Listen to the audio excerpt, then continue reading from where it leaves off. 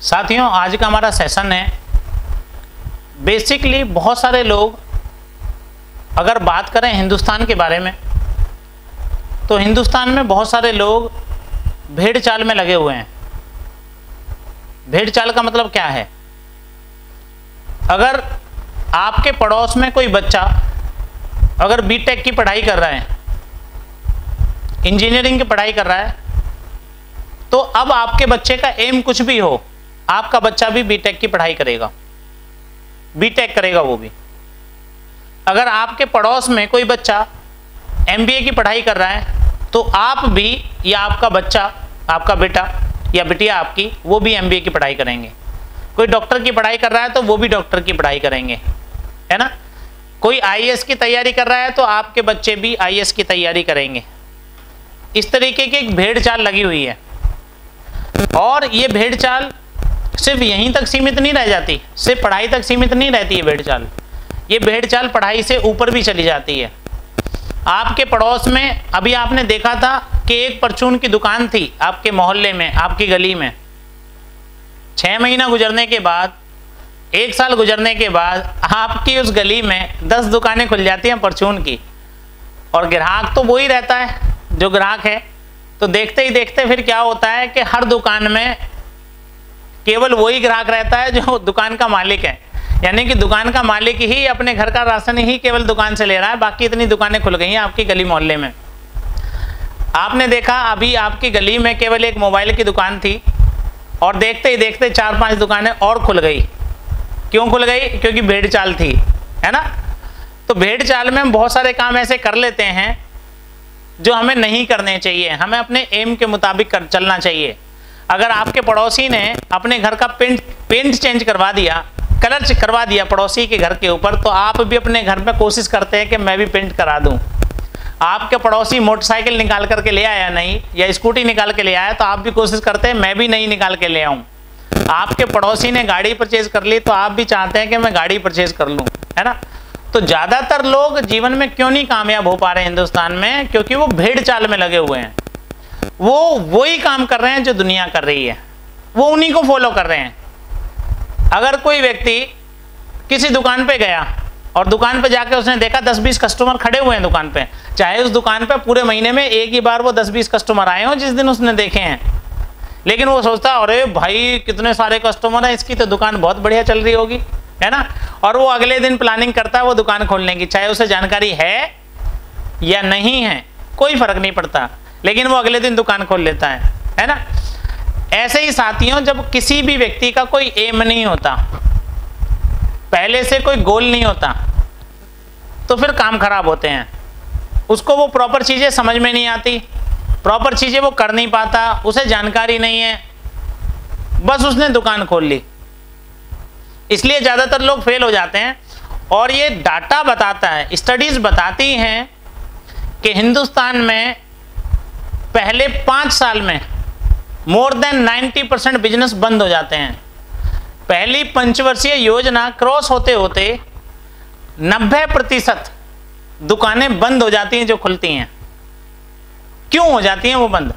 क्योंकि कहीं ना कहीं ज्यादातर दुकानें भेड़ चाल की वजह से खुली हुई होती हैं, और कहते हैं जब भेड़ चाल की वजह से दुकानें खुलेंगी तो बंद होंगी, है ना। और अगले 5 साल में उनमें से जो बची हुई 10 दुकानें हैं, 10% दुकानें, उनमें से 7% दुकानें और बंद हो जाएंगी। यानी कि पहले 2 पंचवर्षीय योजनाओं में मोर देन 97% दुकानें बंद हो जाती हैं, 97% दुकानें बंद हो जाती हैं। और लोग नुकसान उठा करके अपने घर में बैठ जाते हैं और सभी को सलाह दे रहे होते हैं। जैसे ही कोई मोहल्ले में कहता मैं बिजनेस शुरू करने वाला हूं, कोई दोस्त कहता मैं बिजनेस शुरू करने वाला हूं, तो उसको सलाह देना शुरू कर दे, बिजनेस भाई ये मत करियो, देख मैंने करके देख लिया, मैं फेल हो गया, है ना। भाई बिजनेस ही मत करियो, बिजनेस बड़ा खतरनाक है। किन लोगों के लिए खतरनाक है बिजनेस? जो बिना किसी प्लानिंग के, बिना किसी जानकारी के, बिना किसी समझ के, बिना किसी एक्सपीरियंस के किसी बिजनेस को कर लेते हैं, उनके लिए खतरनाक है। अब एक बच्चा डॉक्टरेट की पढ़ाई कर रहा है, वो पिछले 10 साल से तैयारी कर रहा है डॉक्टरेट करने की या इंजीनियरिंग करने की, वो पिछले 10 साल से तैयारी कर रहा है, वो इंजीनियरिंग में एडमिशन ले लेता है, उसका भविष्य कुछ और होगा। और एक बच्चा जो कुछ और करना चाहता था लेकिन पापा के दबाव में, मम्मी के दबाव में, मौसा के दबाव में, फूफा के दबाव में, किसी भी रिश्तेदार के दबाव में या दोस्तों के दबाव में आकर के वो भी इंजीनियरिंग में एडमिशन ले लेता है, तो उसका भविष्य कुछ और होगा। हिंदुस्तान में ज्यादातर लोग भेड़ चाल में लगे हुए हैं, इसलिए काम ज्यादा खराब हो रहा है। लेकिन क्या कोई भी इंडस्ट्रियलिस्ट, क्या कोई भी उद्योगपति भेड़ चाल में आकर के काम शुरू कर लेता है? कोई भी बड़ा बिजनेसमैन, अगर रिलायंस ग्रुप का अगर मैं नाम लूं या टाटा ग्रुप का मैं नाम लूं, तो क्या भेड़ चाल में शुरू कर लेते हैं वो? चलो यहाँ मोबाइल की दुकान खुली हुई मिलेगी, मोबाइल की दुकान खोल लेते हैं, यहाँ परचून की दुकान खुली हुई मिलेगी, इस मोहल्ले में परचून की दुकान खोल लेते हैं, यहाँ कपड़े की दुकान खुली हुई मिलेगी, यहाँ कपड़े की दुकान खोल लेते हैं। क्या ऐसा करते हैं? नहीं करते ऐसा। क्या करते हैं? पहले एक टीम बनाते हैं, वो टीम जाकर के जिस भी एरिया में वो काम करने वाले हैं उस एरिया में जाकर के रिसर्च करती है, बकायदा पूरा रिसर्च करेगी, यहां कौन सी दुकान खुलनी चाहिए, कौन सा शोरूम खुलना चाहिए, किस चीज की ज्यादा डिमांड है। यहां पहले वो सर्वे करते हैं, 3 महीना, 4 महीना, 6 महीना सर्वे करने के बाद वो बताते हैं कि यहां अगर इस चीज का काम खुल जाए तो वो ज्यादा बेहतर है, अगर इस चीज का काम खुल जाए तो वो ज्यादा बेहतर है, यहां वो काम बहुत अच्छे से चलेगा। सर्वे करने के बाद फिर कॉस्टिंग तय करी जाती है, कितनी कॉस्टिंग लगनी चाहिए, उसके बाद प्लानिंग करी जाती है, किस जगह वो होना चाहिए। पूरी की पूरी प्लानिंग करने के बाद एक अमाउंट तय करा जाता है कि इतना अमाउंट लगेगा, इतना साल बनने में लगेगा, इतना साल बनने के बाद क्या इसकी वैल्यू यहां तक रह जाएगी। जैसे आज हम कोई पेन ड्राइव का काम करना शुरू कर दें, तो जब पेन ड्राइव मैन्युफैक्चरिंग करके निपटेंगे हम, जब तक पेन ड्राइव का समय जा चुका होगा, वर्चुअल अकाउंट में आप इतना डाटा सेव कर पाएंगे। जैसे अभी कोई भी मोबाइल यूज करता है तो अलग से आजकल मेमोरी कार्ड नहीं लगते, क्यों? मोबाइल के अंदर इतना स्पेस आ जाता है, ऑनलाइन ऐसे ऐप आ गए हैं जो मोबाइल के अंदर ऐप स्टोर हो जाता है। लेकिन एक समय ऐसा था जिस समय मेमोरी कार्ड्स लगते थे, मेमोरी कार्ड से पहले सीडीज चलती थी, सीडी से पहले बीसीआर चलते थे रिकॉर्डिंग के लिए, है ना। तो समय बहुत तेजी से बदल रहा है। अगर कोई आज भी बैठ करके बीसीआर बनाने की प्लानिंग करेगा तो दुकान चलेगी क्या? काम चलेगा क्या? आज भी सीडीज बनाएंगे लोग तो काम चलेगा क्या? बिल्कुल भी नहीं चलेगा, क्योंकि उसका समय जा चुका है। तो साथ ही साथ वो जरूरत को तो भांपते ही हैं, साथ ही साथ ये भी देखते हैं क्या भविष्य में इससे ग्रोथ आ पाएगी, क्या भविष्य में इससे हम अपना लगाया हुआ पैसा निकाल पाएंगे। साथ ही साथ ये भी देखते हैं। और तीसरी चीज, एक चीज और देखते हैं, वो क्या देखते हैं? वो देखते हैं कि इसका स्कोप क्या है, हम इसमें कितनी ऊंचाइयों को छू सकते हैं, कहां तक जा सकते हैं। अगर पैसा लगा भी लिया, सारा काम कर लिया, तो अगर स्कोप नहीं होगा तो बात नहीं बनेगी, क्योंकि अगर स्कोप नहीं होगा तो बहुत ज्यादा ऊंचाइयों तक वो काम जा नहीं सकता, बहुत ज्यादा उस काम में तरक्की हो नहीं सकती। साथ ही साथ स्कोप भी देखना जरूरी है। 3 चीजें देखनी जरूरी है, क्या उस काम की नीड है कि नहीं है, जो काम हम शुरू कर रहे हैं नीड है कि नहीं है, कहां तक चल रहा है, वो भी किस इंडस्ट्री के दौर में है, और उसका स्कोप कितना है। 3 चीजें देखनी जरूरी है। इसको कहते हैं स्टेबिलिटी, पोटेंशियल, स्टेबिलिटी कितनी है, पोटेंशियल कितनी है, और उसका स्कोप कितना है। ये 3 चीजें देखनी हमें बहुत जरूरी है किसी भी काम को शुरू करने से पहले। अब आप जिस काम को समझने के लिए आए हैं, जिस काम को आप सीखने के लिए आए हैं, क्या ये नए जमाने का नया काम है या वही काम है जो पुराना चलता चला आ रहा है? अब हमें ये देखना पड़ेगा। साथियों, हर 10 साल में, हर एक दशक में एक इंडस्ट्री चेंज होती है। इससे पहले कोई और इंडस्ट्री ग्रोथ कर रही थी, उससे पहले कोई और इंडस्ट्री ग्रोथ कर रही थी, उससे पहले कोई और इंडस्ट्री ग्रोथ कर रही थी, इसके बाद भी कोई और इंडस्ट्री ग्रोथ करेगी। इंडस्ट्रीज आती हैं चली जाती हैं। जैसे एक समय ऐसा था जब जिन लोगों ने एसटीडी पीसीओ की दुकान खोली उन्होंने बहुत अच्छा पैसा कमाया, नो डाउट कमाया। एक समय ऐसा था जिन्होंने साइबर कैफे खोले, बहुत अच्छा पैसा कमाया। जिन्होंने छोटी छोटी प्रॉपर्टी डीलरिंग की दुकान खोल ली वो बड़े बड़े बिल्डर बन गए। लेकिन क्या आज भी एसटीडी पीसीओ की दुकान चलाने से लोग पैसा कमा सकते हैं? नहीं, शायद अपना खर्चा भी पूरा ना कर पाए। क्या आज के ज़माने में भी साइबर कैफ़े सक्सेस हो सकते हैं? नहीं, शायद अपना खर्चा भी पूरा ना कर पाए। क्या आज के ज़माने में भी प्रॉपर्टी डीलरिंग की दुकान चल सकती है? नहीं, शायद अपना खर्चा भी पूरा ना कर पाए। लेकिन ऐसा नहीं है कि कभी चली नहीं है, बहुत पैसा कमाया जब इनका समय चल रहा था। लेकिन अभी इनका समय जा चुका है, ये इंडस्ट्री जा चुकी है। अब बीते दिनों की बात हो गई। अगर अभी भी कोई ऐसी इंडस्ट्री में लगा रहेगा तो वो ग्रोथ नहीं कर पाएगा।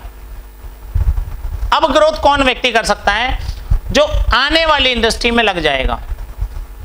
आने वाली इंडस्ट्री, आने वाले समय में जो ग्रोथ करेगी उसमें लग जाएगा, वो व्यक्ति ग्रोथ कर पाएगा। अब ये आने वाली इंडस्ट्री कौन सी है, अब हम इसके बारे में बात करते हैं।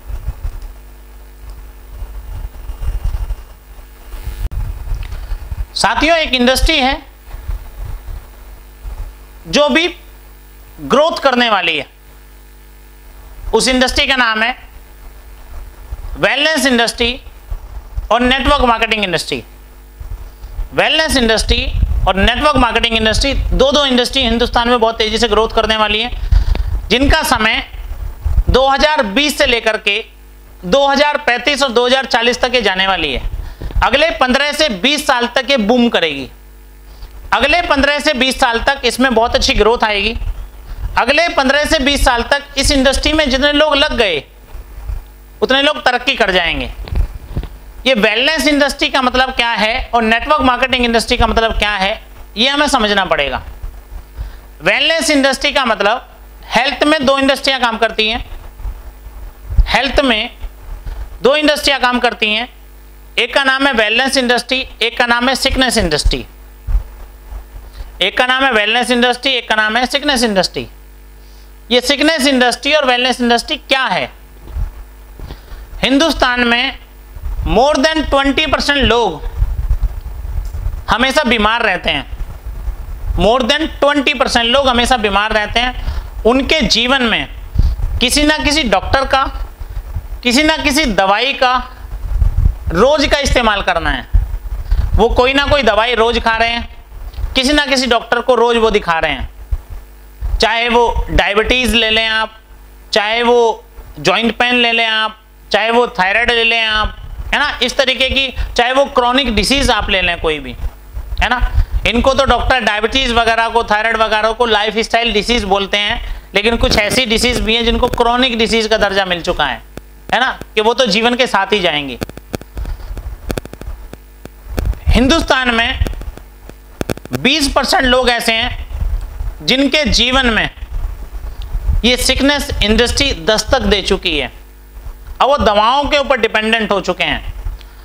गोली खाओ और काम पे जाओ, उनके साथ ये वाला सिस्टम लग चुका है।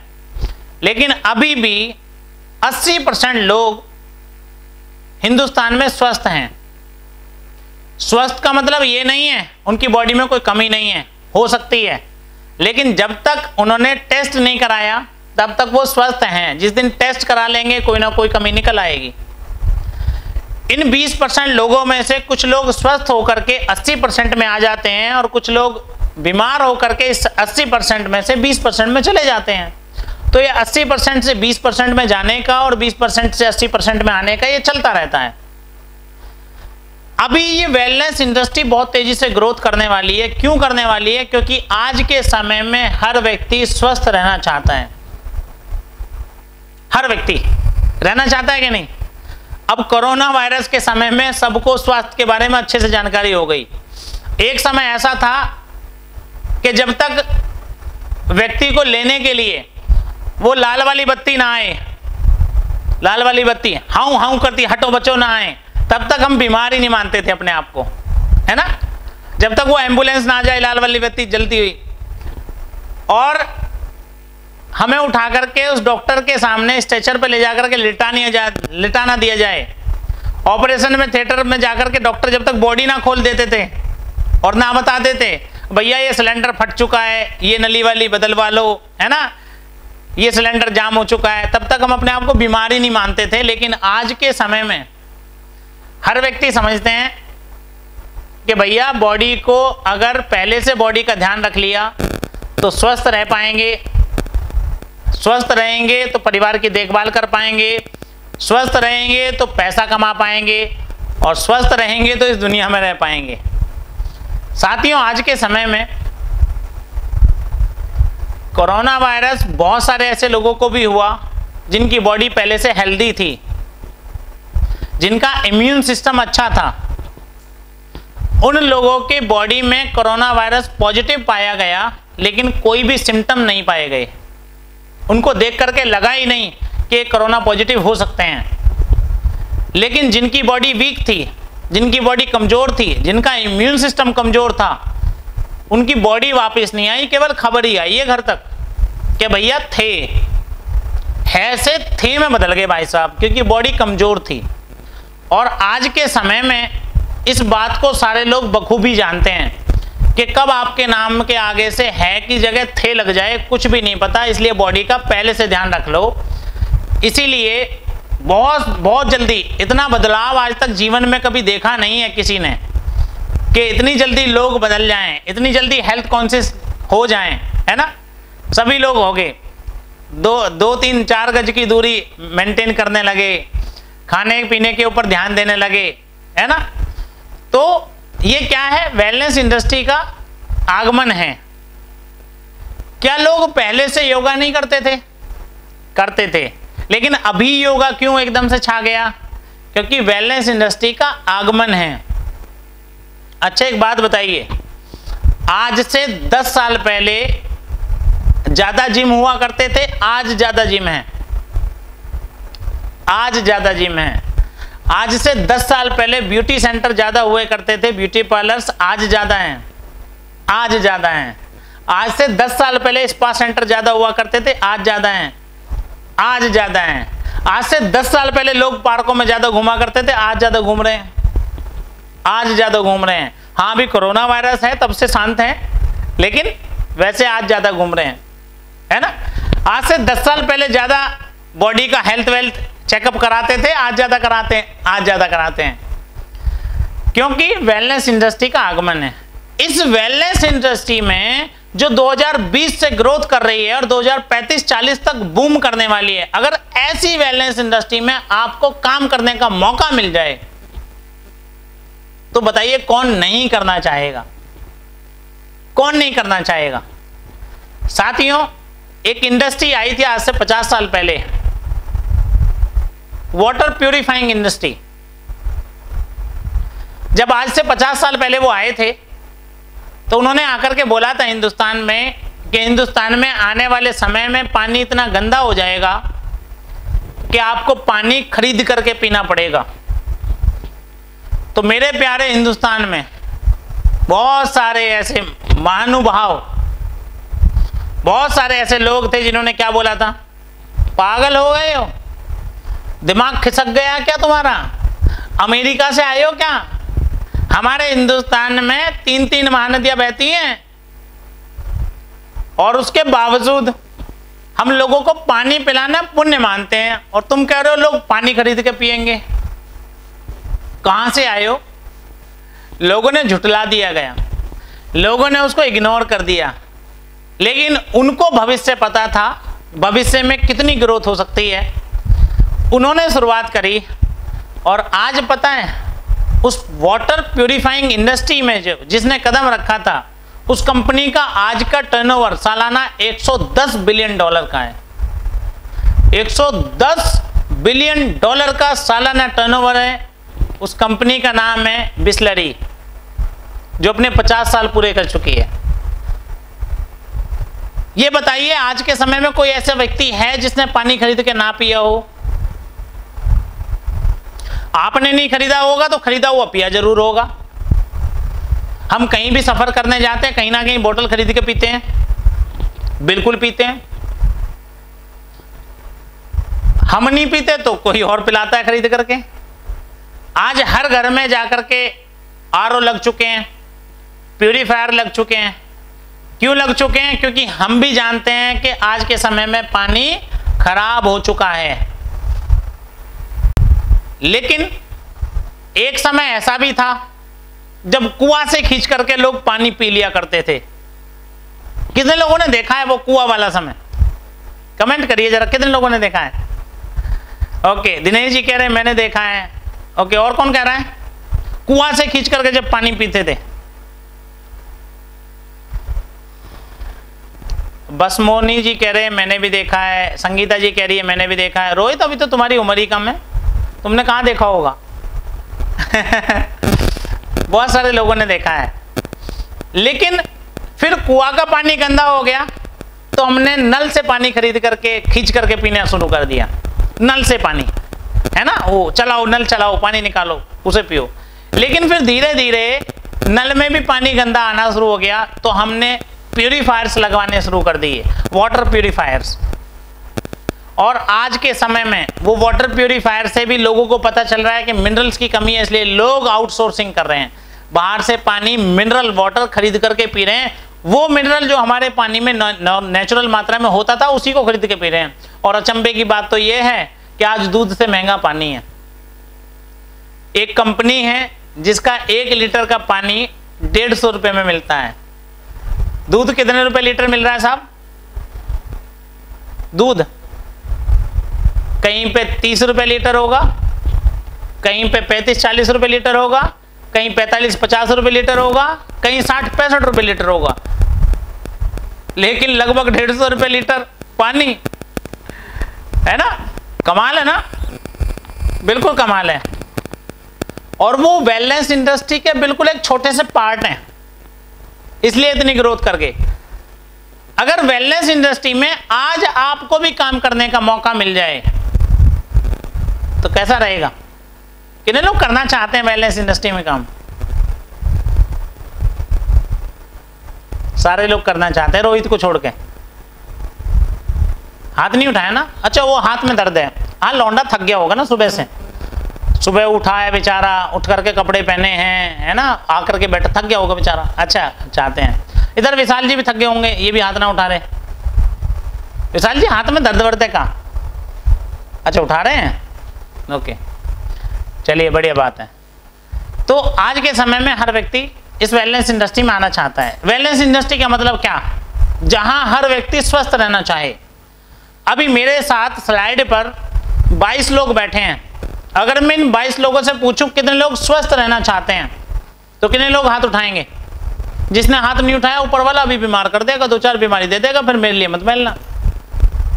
कितने लोग स्वस्थ होना चाहते हैं? किसका हाथ कम दिख रहा है? एक आधी बीमारी तो मिल ही जाएगी जिसका हाथ छोटा होगा तो।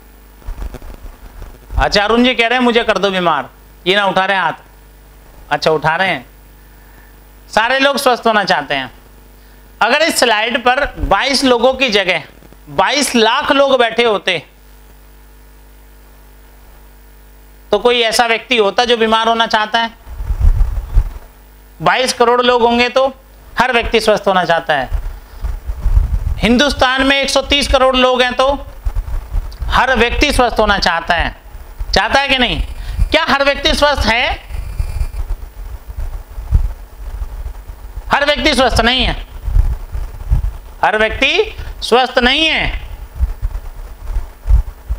जो उन लोगों को स्वस्थ होने की जानकारी देगा वो पैसा कमाएगा। जो भी जानकारी देगा। स्वस्थ तो 130 करोड़ लोग होना चाहते हैं, लेकिन उनके पास जानकारी नहीं है। जो जानकारी देगा वो पैसा कमाएगा। हमारे बीच में कौन कौन ऐसे साथी हैं जो अपने मोबाइल फोन के थ्रू अपने व्हाट्सएप और फेसबुक पर लोगों को जानकारी दे करके पैसा कमाना चाहते हैं? कमेंट में डालिए जरा, कौन कौन है जो मोबाइल और फेसबुक के थ्रू एक अच्छा पैसा कमाना चाहते हैं सिर्फ जानकारी दे करके 130 करोड़ लोगों को। अब ये पूछने की जरूरत नहीं है किसको बताऊं जी, किसको जानकारी दूं जी पैसा कमाने के लिए, है ना? पूछने की जरूरत है क्या? 130 करोड़ लोग हैं जिनको जानकारी दोगे उसी से पैसा आएगा। क्या आएगा? पैसा आएगा। सारे लोग कमाना चाहते हैं, और वो इंडस्ट्री जो ग्रोथ करने वाली है, वो इंडस्ट्री जो धूम मचाने वाली है, वो इंडस्ट्री जो लोगों के जीवन को चेंज करने वाली है, वो इंडस्ट्री जिसमें लोग आकर के अपने जीवन को बदलेंगे, वो इंडस्ट्री जो आपको आपके सपने तक पहुंचाने में मदद करेगी, हर व्यक्ति आना चाहेगा। हिंदुस्तान में 1% लोग आने वाली इंडस्ट्री का स्वागत करते हैं और 99% लोग उसको इग्नोर करते हैं। 1% लोग उस इंडस्ट्री का स्वागत करते हैं और 99% लोग उसको इग्नोर करते हैं। जब कंप्यूटर इंडस्ट्री आई थी तो बहुत सारे लोगों ने बोला ये तो नौकरी खा जाएगा कंप्यूटर, ये तो बर्बाद कर देगा कंप्यूटर, इसको मत लेके आओ। और एक बैंक था जिसने बहुत तेजी से विरोध किया था। आज उसी बैंक के सामने बड़े प्राउडली वो लिखते हैं फुल्ली कंप्यूटराइज्ड ब्रांच। जिन बेचारे बुजुर्गों ने उसका विरोध किया था आज वो भी एक एक उंगली दबा करके खटका दबा रहे हैं, है ना? मजबूरी बन गई उनकी भी कंप्यूटर सीखना। 1% लोग जो उसमें आए वो दुनिया में टॉप पे चले गए, बहुत मोटा पैसा कमाया। प्लास्टिक इंडस्ट्री आई, लोगों ने विरोध किया। प्रॉपर्टी इंडस्ट्री आई, लोगों ने विरोध किया। क्या आपको नहीं पता, आपके पापा जी आपके दादाजी नहीं कहते थे कि जिस शहर में अब हम रहते हैं एक समय ऐसा था यहाँ पूरा जंगल ही जंगल पड़ा था, मुश्किल से 2-4 दुकानें थी। मैं तो गाजियाबाद में रहता हूँ, मेरे दादाजी कहते थे, मैं पूछता था क्या ये गाजियाबाद ऐसा ही था? अरे कहाँ गाजियाबाद ऐसा था, 3-4 दुकानें सारी थी, पूरा जंगल ही जंगल, दिन में निकलने में डर लगता था। मैंने कहा जब रेट के क्या भाव थे जमीन के, यूं कह रहा कौड़ियों के भाव जमीन बिक रही, कोई लेना चाह नहीं रहा था, मुफ्त की जमीन मिल रही। यार कौन आएगा इन जंगलों में, लोग दिन में काट के मार के फेंक देंगे, कौन आएगा इन जंगलों में? और आज वहां इंचों के भाव जमीन बिक रही है, इंचों के भाव। अगर ले लिया होता उन्होंने भविष्य को देख करके तो आज अरबपति या खरबपति होते हम। और हम ही क्या, आप ना होते? आपके बुजुर्गों ने ले लिया होता तो होते कि ना होते? उस समय बहुत सस्ती जमीन थी, बस ले ना पाए। ऐसे ही उस समय जब प्रॉपर्टी इंडस्ट्री आई थी बहुत सस्ते में मिल रही थी, ऐसे ही आज वेलनेस इंडस्ट्री आई है, बिल्कुल फ्री में मौका मिल रहा है आने का, फ्री में। भाई 1-1.5 GB इंटरनेट खर्च करना है सीखने के लिए, और अगर नहीं भी सीखोगे तो रात को फिर भी खत्म हो जाएगा, नहीं चलाओगे तो। फ्री में मौका मिल रहा है। नहीं तो 10-15 साल बाद हमारे बच्चे भी यही कह रहे होंगे भाई ये वेलनेस इंडस्ट्री तो आई थी लेकिन हमारे पापा की तो आंख ही ना खुली, नींद में ही बैठे रहे। वो तो उन्हें बताते रहे वेलनेस इंडस्ट्री आ गई, वेलनेस इंडस्ट्री आ गई, आ जाओ काम कर लो, मौका बस सोते रहे। वो तो नशे दो की तरह पड़े पड़े यूं देख रहे, यूं ट्रेनिंग को भी नींद आ गई उनकी, तो उस दिन आंख लग गई, नहीं तो हम भी आज करोड़पति अरबपति होते। आपकी भी औलाद बोल रही होगी ये बात को, जैसे आप बोल रहे हैं। हमारे तो भाई दादा परदादा की आंख ही ना खुली, भविष्य ही ना देख पाए। कहीं ऐसा ही आपके साथ आपके पोते पर पोते ना बोलना शुरू कर दें कि भैया चलो, जब उनकी तो आंख ना खुली, लेकिन जब वेलनेस इंडस्ट्री आई थी तब तो आपको बताया गया था, तब तो आपको जानकारी मिली थी। और साथियों, इस दुनिया में कोई भी नई चीज आती है, अगर उसमें काम करने का मौका मिल जाए और वो जेन्युइन है तो कर लेनी चाहिए। पता हम क्यों नहीं कर पाते और क्यों नहीं समझ पाते? क्योंकि सही समय पर हम सही जगह होते ही नहीं हैं। सही समय पर हम सही जगह कैसे नहीं होते? स्टडीज बताती हैं कि हिंदुस्तान में 80% से ज्यादा लोग या तो पास्ट में जी रहे होते हैं या फ्यूचर में जी रहे होते हैं। 80% से ज्यादा लोग या तो पास्ट में जी रहे होते हैं या फ्यूचर में जी रहे होते हैं। या तो वो ये सोच रहे होते हैं कि कल क्या हुआ, परसों क्या हुआ, 2 दिन पहले मोहल्ले वाले से लड़ाई हो गई, 5 दिन पहले क्या हो गया था, या ये सोच रहे होते हैं शाम को क्या होगा, कल क्या होगा, परसों क्या होगा। यानी कि वो यहां बैठे बैठे भी या तो पास्ट में चल रहे होंगे या भविष्य में चल रहे होंगे, प्रेजेंट में जीते ही नहीं है। और जब प्रेजेंट में जीते ही नहीं है तो फैसला कहां से ले पाएंगे। बहुत सारे लोगों से मैं अभी पूछूंगा क्या बताया है, अजी बढ़िया बताया, न्यू बताया क्या, न्यू यूं ना पता, बस बताया तो बढ़िया लेकिन यूं ना पता क्या बताया, क्योंकि या तो पास्ट में चल रहे होंगे या भविष्य में चल रहे होंगे।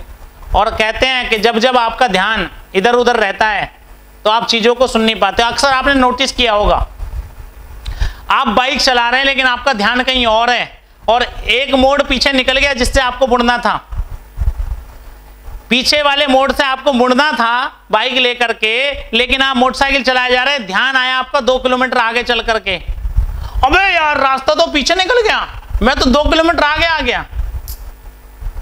पता है क्यों? क्यों? क्योंकि या तो आप पास्ट में चल रहे थे या फ्यूचर में चल रहे थे, प्रेजेंट में आप थे ही नहीं, इसलिए रास्ता भी निकल गया, आपको पता भी नहीं चला और वहीं रास्ते से निकल के आ रहे हैं आप इस ट्रेनिंग को सुनने के बावजूद भी फैसला नहीं ले पाएंगे, समझ नहीं पाएंगे अगर आप पास्ट में या फ्यूचर में चल रहे होंगे। मैं चाहता हूं इस ट्रेनिंग को लेते समय आप हमेशा प्रेजेंट में रहें। प्रेजेंट में रहेंगे तो सीखेंगे, समझेंगे और सही समय पर डिसीजन भी ले पाएंगे। मुझे उम्मीद है आज आपको बहुत कुछ सीखने को मिला होगा। आज मैंने 3 चीजों के ऊपर बात करी है। आज मैंने बात करी है स्कोप के ऊपर, आज मैंने बात करी है पोटेंशियल के ऊपर, आज मैंने बात करी है स्टेबिलिटी के ऊपर, आज मैंने बात करी है कि आपने तरक्की करने के लिए भेड़ चाल में नहीं चलना, आपने पहले चेक करना है, आपने पहले भविष्य को देखना है, उसके बाद आपने तरक्की करनी है। और आज मैंने बात करी है कि अगर आपको सही समय पर सही फैसला लेना है तो आपको प्रेजेंट में रहना पड़ेगा, पास्ट और भविष्य को छोड़ना पड़ेगा।